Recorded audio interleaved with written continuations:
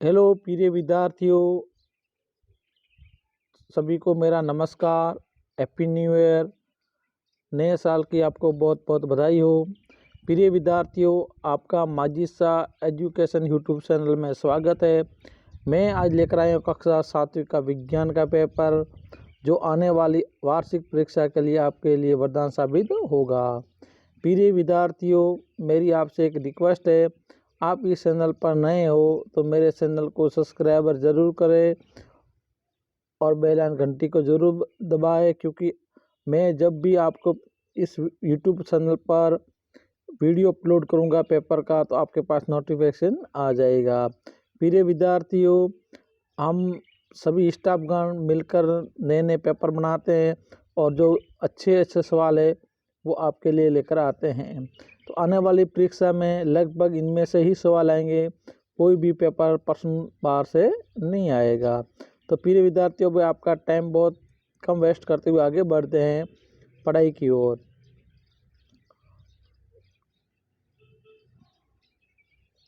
हाँ, पहला प्रश्न है, प्रकाश संश्लेषण प्रक्रिया के लिए आवश्यक घटक नहीं है। जो प्रकाश संश्लेषण होता है उसकी प्रक्रिया के लिए क्या आवश्यक नहीं है? क्लोरोफ्लोर, सूर्य का प्रकाश, जल या ऑक्सीजन? तो इसके लिए ऑक्सीजन नहीं है। इसके यदि कार्बन डाइऑक्साइड आता तो सही होता, पर ऑक्सीजन नहीं है। एक कोशिकीय जीव है, गाय, बकरी, अबीमा या खरगोश? एक कोशिकीय जीव है अबीमा। क्या है? अबीमा। सही है। रेशम कीट पालन कहलाता है। जो रेशम कीट होता है उसको पालते उसको क्या कहते हैं? एपीकल्चर, सेरिकल्चर, पीसी कल्चर या सिल्वर कल्चर? इसमें आ गया सेरिकल्चर। जल साधारण क्षमता सबसे अधिक होती है बलुई मृदा में, मणीय मृदा में, दुधटी मृदा में, बालू दोमट के मिश्रण में? तो इसमें मणीय मृदा में जल धारण यानी जल ज़्यादा रुकता है इसमें। त्वचा द्वारा शोषण करने वाला जीव है मछली, केशुआ, कॉकरोच या छिपकली?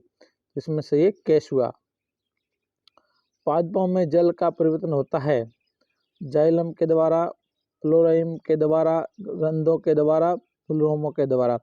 तो इसमें जाइलम के द्वारा। असही। अब आएगा रिक्त स्थानों की पूर्ति कीजिए।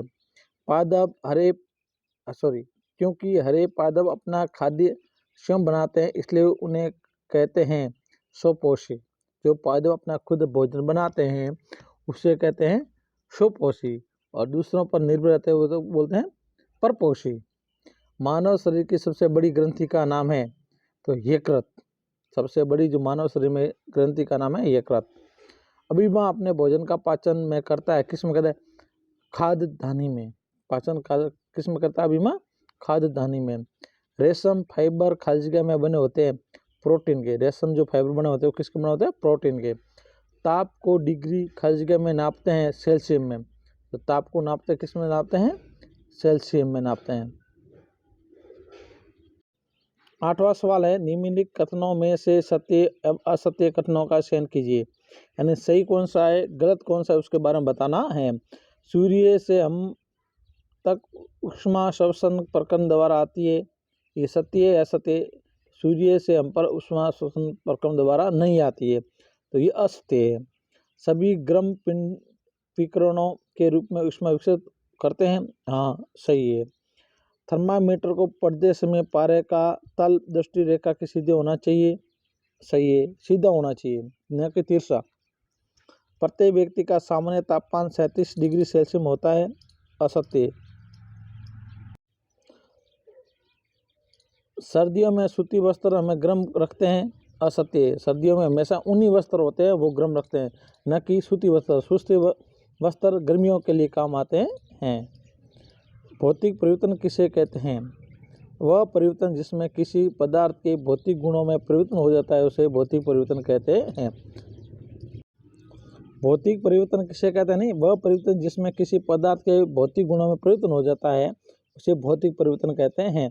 समझिए कि मृदा कैसे बनती है, यानी जो मृदा बनती है वो कैसे बनती है? तो पवन, जल और जलवायु की प्रक्रिया से सेलों के टूटने पर मृदा का निर्माण होता है। इस प्रकार सेल कणों म्यून्स का निर्माण होता है।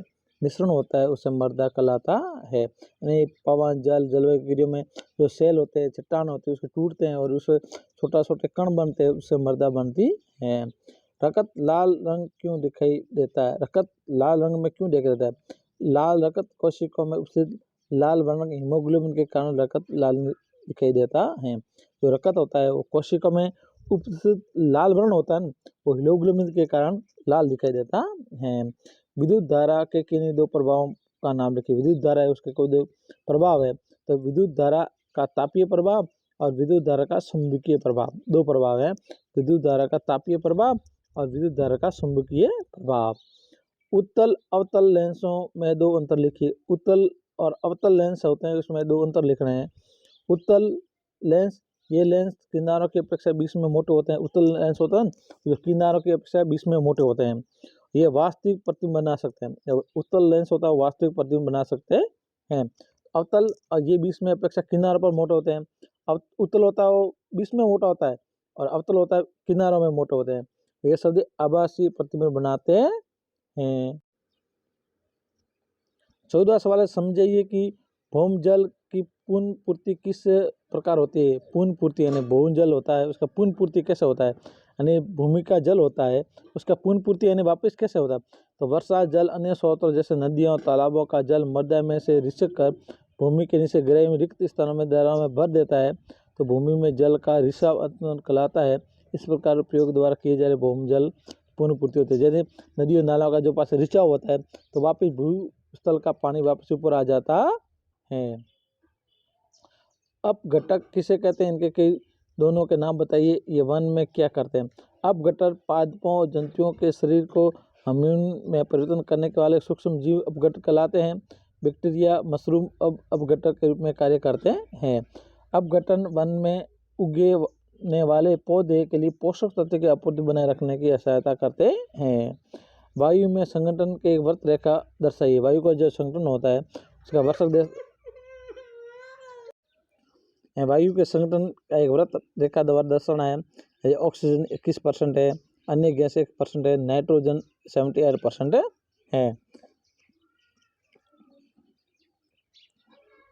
किसी पुष्प का चित्र खींचकर उसमें जनन अंगों के नामांकित क्षेत्र, पुष्प का चित्र खींचना है और उसमें जनन अंग कौन कौन से उसके बारे में बताना है। वर्तिकांग, प्रकाश कोश, वर्तिका, परतंतु, अंडाशय, बीजाशय, जो भी होता है उसके बारे में बताना है।